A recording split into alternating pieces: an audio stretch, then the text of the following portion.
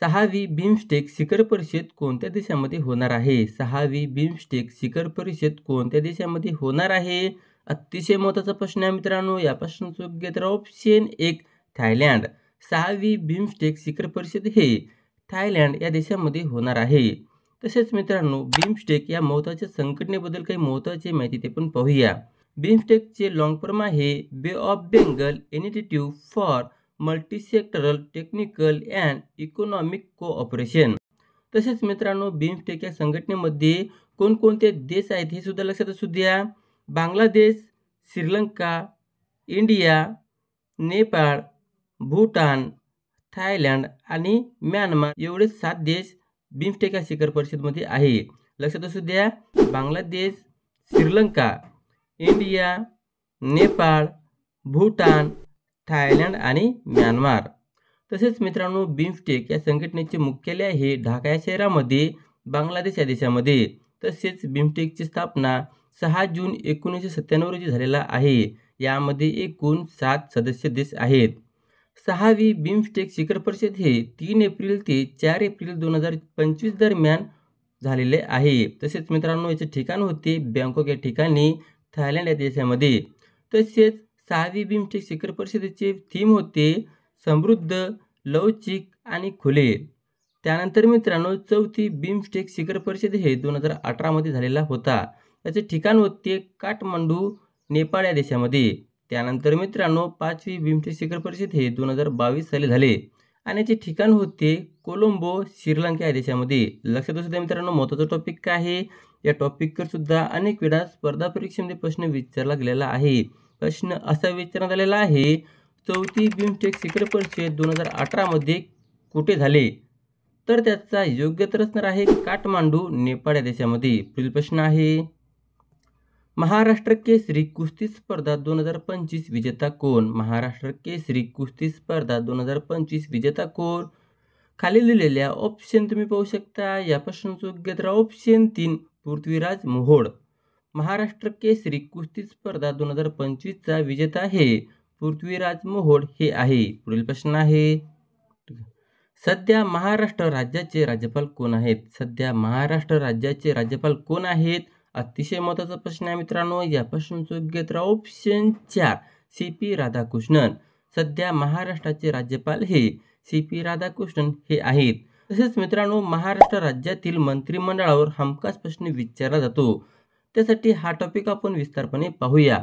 सध्या महाराष्ट्राचे मुख्यमंत्री आहेत देवेंद्र फडणवीस आणि महाराष्ट्राचे उपमुख्यमंत्री आहेत एकनाथ शिंदे आणि अजितदादा पवार. महाराष्ट्राचे विधान परिषद सभापती हे राम शिंदे आहेत, तर महाराष्ट्राचे विधान परिषद उपसभापती हे नीलम गोरे हे आहेत. विधान परिषद विरोधी पक्षनेते हे अंबादास दानवे हे आहेत. त्यानंतर मित्रांनो, महाराष्ट्राचे सध्याचे विधानसभा अध्यक्ष हे राहुल नार्वेकर आहेत. विधानसभा उपाध्यक्ष हे अण्णा बनसोड हे आहेत. लक्षात असू द्या मित्रांनो, महत्त्वाचा टॉपिक काय, या टॉपिकवर हमखास प्रश्न विचारला जाऊ शकतो. त्यासाठी हा टॉपिक तुम्ही नोट डाऊन करून घ्या. पुढील प्रश्न आहे, कोणत्या राज्य सरकारने गुन्हेगारी प्रतिबंधक क्रांती घडवून आणण्यासाठी त्रिनेत्र ॲप 2.0 लॉन्च केले?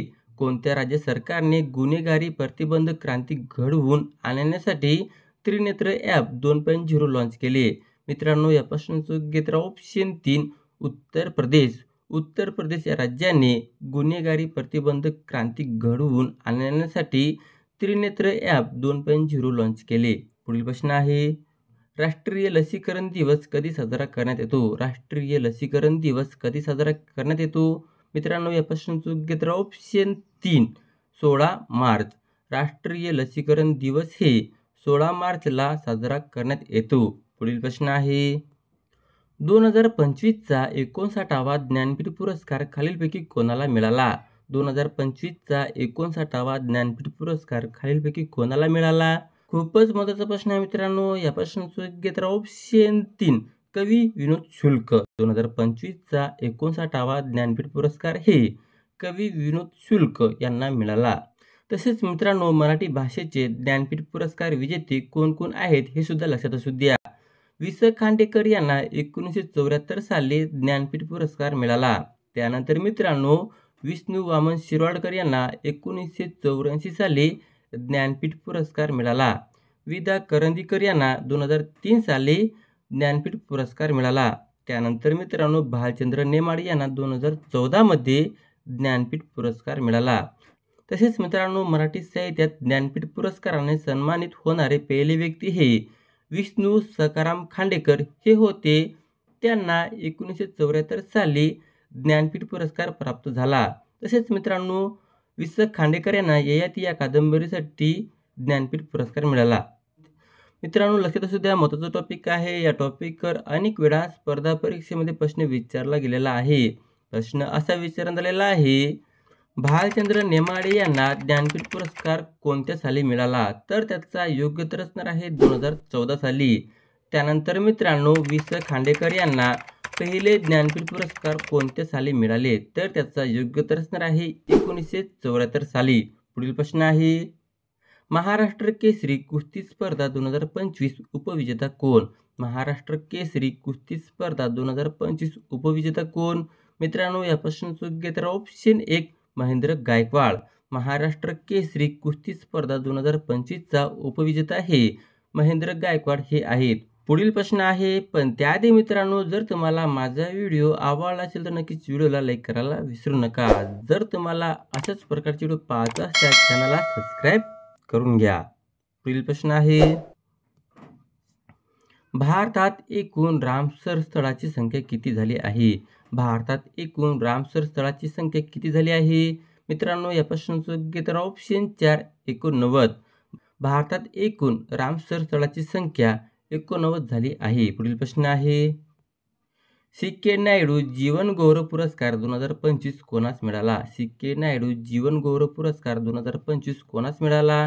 मित्रांनो या प्रश्नाचं योग्य उत्तर ऑप्शन 2 सचिन तेंडुलकर.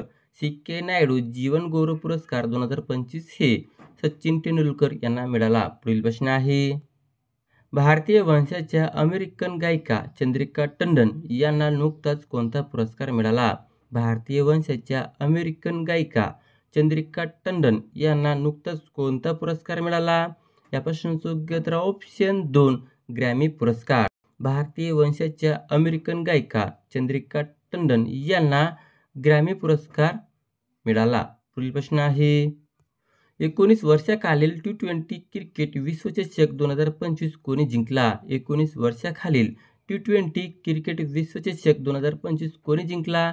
या प्रश्नाचं योग्य उत्तर ऑप्शन 3 भारत. 19 वर्षाखालील T20 क्रिकेट विश्वचषक 2025 भारत या देशाने जिंकला. पुढील प्रश्न आहे, तिसरे विश्व मराठी साहित्य संमेलन कुठे आयोजित करण्यात आले? तिसरे विश्व मराठी साहित्य संमेलन कुठे आयोजित करण्यात आले? या प्रश्नाचं योग्य उत्तर ऑप्शन 4 पुणे. तिसरे विश्व मराठी साहित्य संमेलन हे पुणे ठिकाणी आयोजित करण्यात आले. पुढील प्रश्न आहे, महाराष्ट्रातील खालीलपैकी कोणत्या ठिकाणी उपग्रह दळणवळण केंद्र आहे? महाराष्ट्रातील खालीलपैकी कोणत्या ठिकाणी उपग्रह दळणवळण केंद्र आहे? या प्रश्नाचं योग्य उत्तर ऑप्शन 3 आर्वी. महाराष्ट्रातील आर्वी या ठिकाणी उपग्रह दळणवळण केंद्र आहे. पुढील प्रश्न आहे, महाराष्ट्रातील कोणत्या भागात तांबे खनिज आढळते? महाराष्ट्रातील कोणत्या भागात तांबे खनिज आढळते? मित्रांनो या प्रश्नाचं उत्तर तुम्हाला कमेंटमध्ये द्यायचा, नक्की देण्याचा प्रयत्न करा. प्रश्न असा आहे, महाराष्ट्रातील कोणत्या भागात तांबे खनिज आढळते? पुढील प्रश्न आहे, आंतरराष्ट्रीय जल दिन कोणत्या दिवशी साजरा केला जातो? आंतरराष्ट्रीय जल दिन कोणत्या दिवशी साजरा केला जातो? या प्रश्नाचं योग्य उत्तर ऑप्शन 3 22 मार्च. आंतरराष्ट्रीय जल दिन हे 22 मार्चला साजरा केला जातो. अशा प्रकारचा हा व्हिडिओ होता मित्रांनो. जर तुम्हाला माझा व्हिडिओ आवडला असेल तर नक्की चॅनलला सबस्क्राईब करून घ्या.